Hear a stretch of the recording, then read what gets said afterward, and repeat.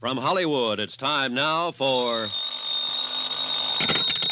Johnny Dollar. Barney Wilson, Mr. Dollar, special deputy with the DA's office.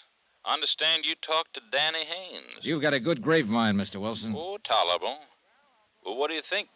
Well, I'll go about 6 to 5. He hasn't murdered anybody. Oh, well, that's close to even money. So you're not too sure, huh? No, I'm not too sure. But then I'm not even sure yet that Markey is dead, remember? Well, maybe we can settle that question this evening. What do you mean? The salvage boys have finally got grapple lines on that boat. They figure to bring it up to the surface around 8 o'clock. I'm going out in one of the harbor launches. You like to come along? My company's got a $75,000 stake in this. Sure, I'd like to come along. All right. You meet me at Harbor Police Headquarters at 7:30. I'll be there. Good. I'll introduce you to the late William Markey. Somehow, I sort of doubt that, Mr. Wilson.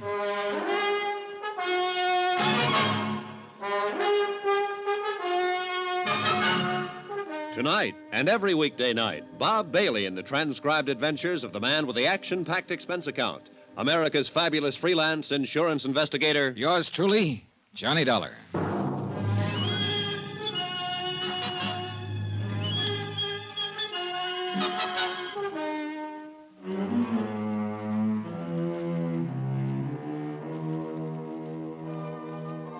From Special Investigator Johnny Dollar to the Home Office, Delta Liability, Hartford, Connecticut. Assignment, the Fathom-Five matter. Location, Miami, Florida. Expense account continued. Item 6, $3.85. Taxi fare to the Markey Beach House, occupied for the past 3 days now by his wife since William Markey's accidental death. According to all reports, a very beautiful woman. The reports were correct. Won't you come in, Mr. Dollar? Thank you. Come this way. I've been practically living in here in the study since... I just haven't had the heart to even look at the rest of the house. Yes, I imagine it's been quite a shock for you, Mrs. Markey. Yes, terrible. No one knows. Sit down, Mr. Dollar. Thank you. I really don't know very much about these matters. If there are papers to sign, maybe I should have a lawyer or something. No, that won't be necessary. For the present, there's nothing to sign. But aren't you with the insurance company? I'm working for them at the moment as a special investigator. Oh. I'm to supply them with a full report of your husband's accident. They have to have that before they can do anything about paying off the policy. Well, couldn't the police give you all that? And there's a Mr. Wilson, I think his name is, who's with the district I've attorney's talked to Mr. Wilson. He's cooperating in every way possible. But some of the details I have to get from you. Have you talked with Danny Haynes? Yes. Well, didn't he tell you what happened? He gave me a statement, yes. But only covering the details he actually knew about. Well, I'm sure there's nothing I can add, Mr. Dollar. I wasn't even there, as you know, of course. I know, Mrs. Markey. I'll get all of those details elsewhere. But then I don't see why you've come out here. I'd like to know a few things about your husband. Things you know better than anybody else. His actions and behavior during the last few weeks. His mental attitude. I see. You think maybe he committed suicide, is that it? I don't think anything. I'm just trying to find out. But that's what you're driving at, suicide. It's a possibility, of course. And, of course, your company isn't liable, I suppose, if it's suicide. Oh, they'd still be liable, but only to the extent of $25,000 under the particular terms of the policy, not $75,000. I see. Is that all, Mr. Dollar? I don't think you do see. Look, I'm not claiming it was suicide. I have no reason to think it was. But these questions are going to be raised by the claims board when they meet to consider settlement. And they're not going to pay out any money until they have the answers. So that's why I'm here, Mrs. Markey, to get those answers ahead of time. Now, you can help or you can hinder. But I think you ought to realize that you'll be mainly hindering yourself. It was not suicide. Bill wasn't that kind. You didn't know him. I resent your implication, Mr. Dollar. He'd never do a thing like that. I said I have no reason to believe that he did. Please forgive me. I guess I'm sort of living in a state of shock. I'm not like this, really. Suspicious, belligerent. Well, sure, I understand, and I'm sorry to have to bother you this way, but there are certain questions... I know. These things have to be done. It's all right. Would you like a drink, Mr. Dollar? Not unless you're having one. Yes, I think I would like something. In that case, I'll have a scotch on the rocks, please. Oh, here, let me fix them. Thank you. Make mine the same.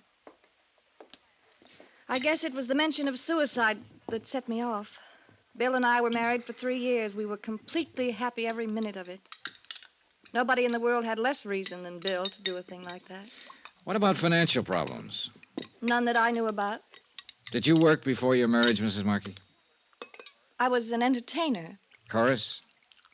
Yes. I suppose that gives you the usual impression.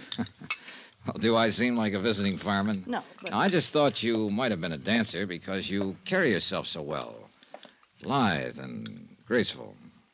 Well, I've been away from it for quite some time. It doesn't show. Here's your drink. Thank you. Maybe it'll help me relax a little. I think it might. Tell me, Mrs. Markey, how did your husband and young Haynes get along? Well, that should be obvious. We brought him down here with us. Had him living here in the house for a month. But I understood that was primarily your idea. Who said that? Did you suggest bringing Haynes along, or was it your husband? Well, I might have. I don't remember how it came up now, but Bill was all for it. Otherwise, he'd have put his foot down. Any possibility that he resented Haynes' presence but kept it to himself? Of course not. Why should he? I don't know. Well, if you're trying to imply something... I'm not. I'm just asking. I understood your husband had spells of brooding during the last few weeks, and I was trying to find out the reason for it. If he did, I'm sure I didn't notice it. What are Danny Haynes' feelings towards you? I think you're pretty insulting. I wasn't intending to be. Well, what would you call it? Just another routine question. I wasn't meaning to imply that you encouraged him in any way. I certainly didn't. But he's young, impetuous. You're very attractive. Maybe he cooked up crazy notions without any encouragement. He thought of me as a friend, that's all. No attitudes on his part that your husband might have misinterpreted. I don't believe I care to answer any more questions like these, Mr. Dollar. Look, I'm not just asking them for my own pleasure, Mrs. Markey. I'd a lot wonder. rather not ask them, but I've got a job to do. Well, I fail to see why it's necessary to probe into our private lives. All right, I'll tell you why. Your husband supposedly died out there beyond the surf when a cruiser burned and sank. What do you mean, supposedly? His body hasn't been recovered, so at present the evidence of his death is purely circumstantial. In fact, there isn't much evidence one way or another. But who could possibly doubt it? The insurance company will doubt it, Mrs. Markey, and they'll hold up processing any claim for payment until one of two things happens. Until I turn up sufficient proof of death to convince them, or until a court declares your husband legally dead. I didn't realize... Barney Wilson from the DA's office, for reasons of his own, is going to file for an immediate court decision. I'm pretty sure of that. But as things stand now, my company will fight it. And with no more evidence than Wilson has, they'll be able to fight it successfully. But all those questions, what was the point? What were you driving at? Your husband's death had to result from one of three possible causes. 1, an accident. 2, suicide. 3, murder. Murder? But there was no one with him except... Do you mean Danny? That's one possibility. 1 out of 3. Oh, no. I've no reason at the moment to give it any more weight than the other 2. But there is one thing certain, Mrs. Markey.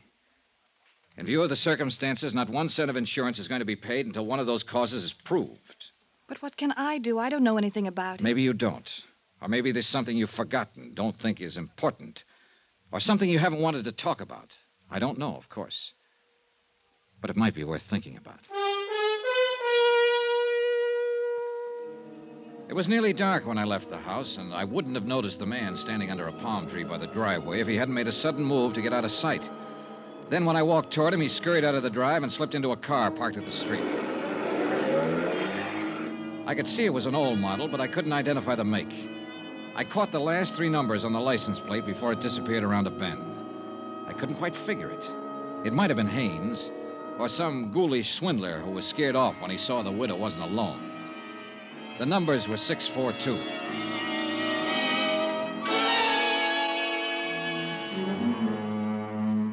Expense account item 7, $3.75. Taxi back to my hotel. Item 8, $6.25. Dinner and incidentals there. And item 9, $1.40. Taxi again to the waterfront headquarters of the Harbor Police. 30 minutes later, I was in a police launch with Deputy Agent Barney Wilson several miles down the coast, skimming across the water toward a bright cluster of spotlights where a salvage barge was working into the night to raise the burned hulk of the charter cruiser Fathom-Five. You still got your mind set the same way, Mr. Dollar? What way was that? That there hasn't been any death or any murder? Oh, come now, Mr. Wilson. You're mistaking an honest scientific skepticism for a set of mind. Well, that's very pretty, Mr. Dollar. What does it mean? Well, I haven't taken any definite position yet. But I've got to see more evidence before I'll consider proof of death to be established without a question. That means you'll file a demurrer against a declaration by the courts, It's not up to me. It's up to the company. But I can tell you right now that if you petition, they'll move to block it. You have no real evidence, Mr. Wilson. I'm getting it, though, piece by piece. The sea is starting to give up its prey, Mr. Dollar. What do you mean? The boys found his shoe late this afternoon, washed up in the surf, just about where you'd expect to find it if it had been carried in by the current. Identifiable? From the same New York shop that Marky's other shoes came from. Same size, same style. Well, it's something, all right.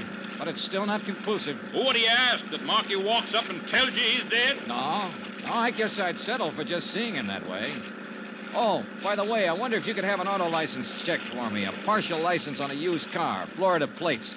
The last 3 numbers are 642. Well, it might take a while with no more than that to go on. Well, I've got an idea the car may have been purchased within the last 3 weeks or so. Maybe that'll narrow it down. You got an idea it may mean something? Look, I have no idea at all. I'm just playing the hunches. But it's about time something in this case started meaning something.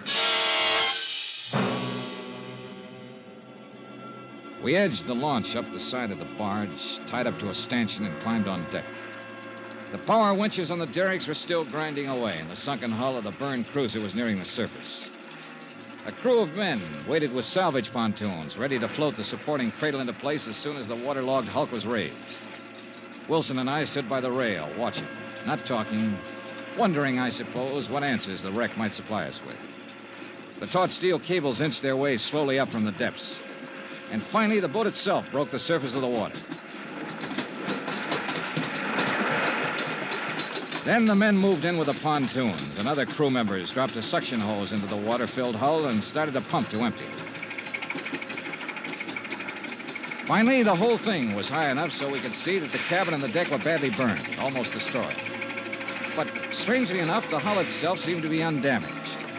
Then Wilson and I both noticed something at the same time, a solid column of water spouting from a round hole near the keel of the boat. And we both realized what it meant. Look, Dollar. Look there. Somebody opened the seacocks. Somebody left them wide open. So one thing is certain. It wasn't an accident.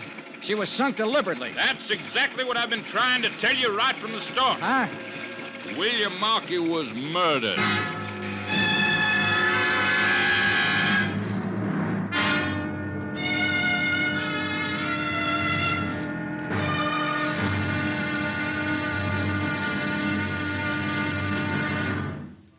Now, here's our star to tell you about tomorrow's intriguing episode of this week's story. Tomorrow, a photograph, a silver cup, a harried widow, and the dead begin to stir with life. Join us, won't you? Yours truly, Johnny Dollar.